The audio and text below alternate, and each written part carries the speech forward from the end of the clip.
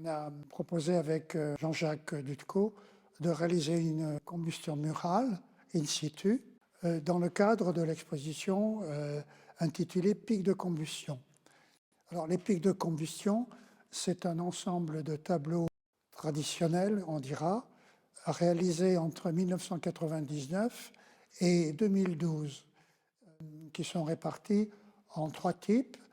Il y a les indices comparés, les pics de croissance et un 3e type de pic de combustion. À l'occasion de cette exposition et de cette combustion murale, une sorte de remake des graphiques inspirés des fluctuations de la bourse. Alors, dans le cadre de ces tableaux éphémères, la plupart du temps, je médite justement sur ce rapport du noir au blanc. Et pour cette combustion, j'ai réalisé un petit livret dans lequel j'ai tracé d'une façon totalement improvisée et aléatoire des rythmes de pics de combustion. J'ai un croquis de cette réalisation qui me permet d'appréhender à une autre échelle la combustion murale. Bien sûr, je me concentre sur la manière dont la flamme produite par ce gel thermique va se produire. Et naturellement, il n'est pas question, comme on dit d'habitude, de mettre le feu, mais de conduire le feu.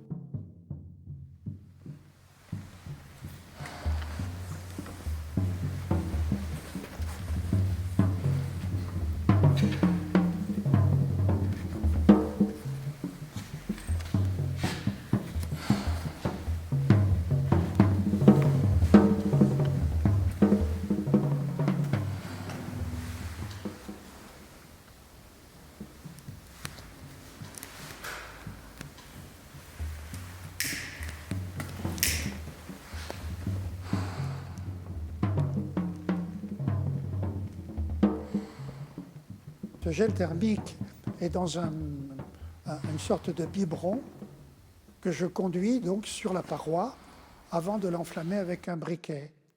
Et donc, c'est toujours par petites touches que le gel s'exprime.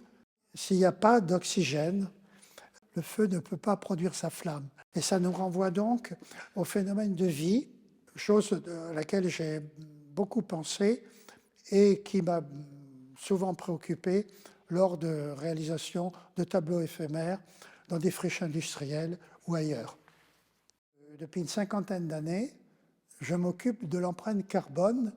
Aujourd'hui, tout le monde est confronté par cette problématique considérée comme le réchauffement climatique, alors que pour moi l'empreinte carbone, c'est d'abord un moyen d'exprimer d'une façon intuitive différents graphiques qui s'inspirent des fluctuations de la bourse, mais on peut y voir aussi dans ces tracés avec des chutes, des remontées, on peut y voir aussi un massif montagneux, et du fait que c'est un contraste entre le noir et le blanc, on peut imaginer que c'est un paysage enneigé de montagne.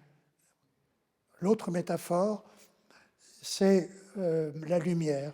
Et j'ai toujours parlé de relation entre le noir et le blanc, entre la lumière, qui est censée être le blanc, par rapport à l'ombre, qui est censée être le noir. Alors, cette combustion murale est accompagnée de plus de 20 tableaux réalisés entre 1999 et 2012.